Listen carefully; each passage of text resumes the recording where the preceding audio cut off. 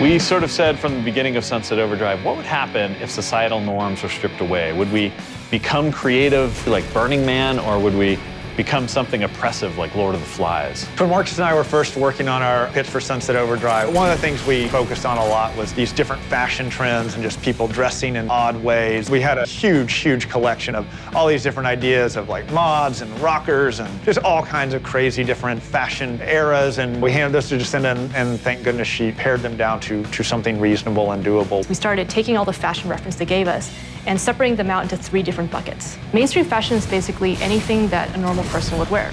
Street fashion is something that comes out of street culture, such as emo and goth. Costumes are something that someone from a particular culture group might wear, or it's something you might even wear for Halloween. All the Sunset vanity takes from one or more of these buckets, which makes them both relatable and understandable. Diversity was very important to me because it is all about player choice and being who you want to be. And I think it definitely makes our game stand apart from other games. I think one of the interesting things about Sunset Overdrive is that most of our concept artists are actually not from the United States. I think this will appeal to a lot of different people. My team takes concepts from Vasily, our concept artist over in Russia. We wanted to embrace a bunch of different archetypes that you would see in pop culture and mash them together to create our own look. In Sunset Overdrive, we allow you to choose from many different archetypes in the game. That includes different races, different body types, big and small, and different genders.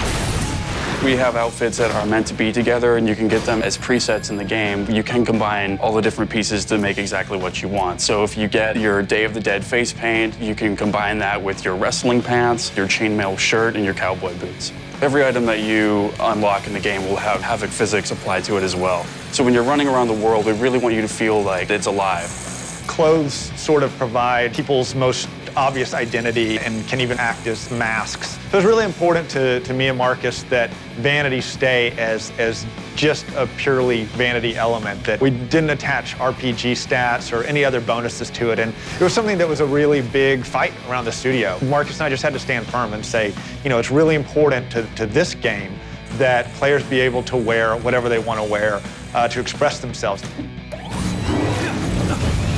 I like the hairstyles, especially the creepy 80s metal band style. I just like the way it looks moving around when you're doing our traversal in Sunset City. And I would say that my favorite of all time is that we can be a luchador given the right combination. I mean, any chance to actually be a luchador running around Sunset City is pretty amazing. One of my favorite vanity items is the bunny ears. It's so absurd and weird. It just feels good running around with tall bunny ears. I don't know why I don't wear them all the time.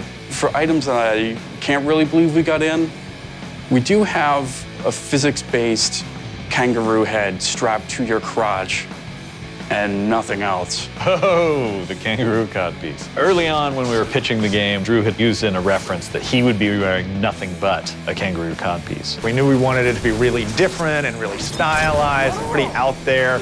And it just seemed so absurd, but we started pitching it that way, and every pitch we did, we would talk about the kangaroo codpiece, and I think it was one of the first things you can look at or talk about and be like, now that is Sunset Overdrive.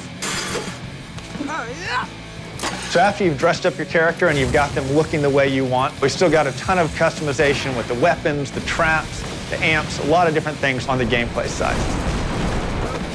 So thanks for coming to Comic-Con and checking Sunset Overdrive out. Hope you pick it up on October 28th and let your freak flag fly high.